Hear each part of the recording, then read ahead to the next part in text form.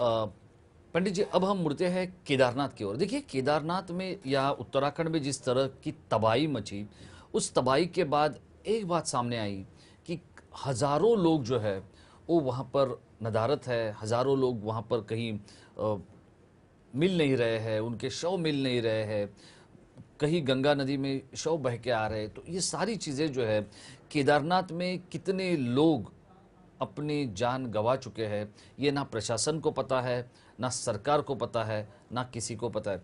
तो ये जो केदारनाथ में हुआ, क्या होगा इसके आगे?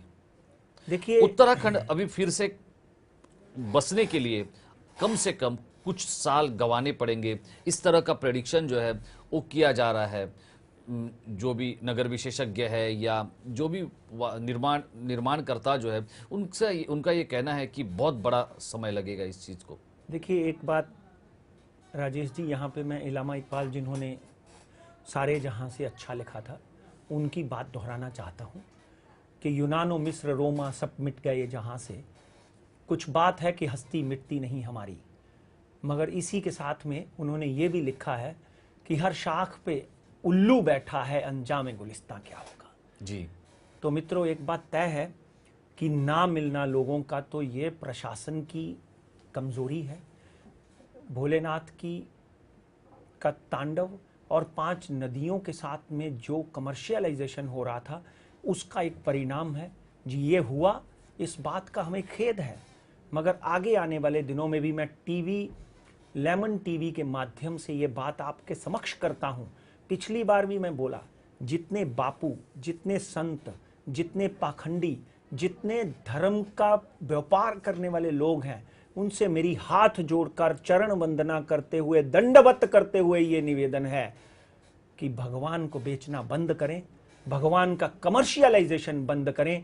लाइन में लगे हुए हर बंदे को उतनी ही इंपॉर्टेंस मिलनी चाहिए। हाँ, जो लोग इंपॉर्टेंट हैं उनसे बिना पैसे लिए हुए उनके दर्शन करवा दीजिए। पुलिस ऑफिसर हैं, आर्मी ऑफिसर हैं, डॉक्टर हैं, जिनको अपनी, जितना कमर्शियलाइजेशन आप करेंगे उतने तांडव आपको अगले 15 से 20 सालों में सहने पड़ेंगे।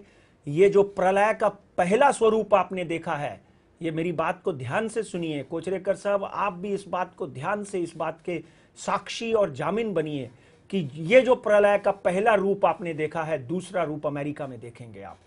क्योंकि यह बात तय है कि जब महर्षि व्यास को भगवान कृष्ण ने पूछा कि कलयुग कब आएगा, घोर कलयुग कब आएगा, तो उन्होंने कहा कि जब भक्त अपने भगवान की पूजा करते हुए मारे जाएंगे, जब भक्त भगवान की पूजा करने के लिए उसको खरीदने की कोशिश करेंगे, जब भक्ति करने वाले पुजारी भगवान को नीलाम करने की कोशिश करेंगे और 25 साल की नानी कहाएगी और एक ऐसी समुदाय खड़ी हो जाएगी जो अधर्म के नाम पर पैसा, धर्म के नाम पर पैसा कमाएगी, धर्म को चौराहे में लाकर बेचेंगी।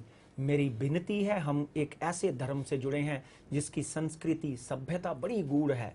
ये ना हो कि भगवान का वो डायलॉग, यदा यदा ही धर्मस्य ग्लानि भवति भारत, यानी फिर मुझे युगों युगों में जब जब धर्म की हानि हुई है, संतों का निरादर हुआ है, मैं वापिस आया हूं।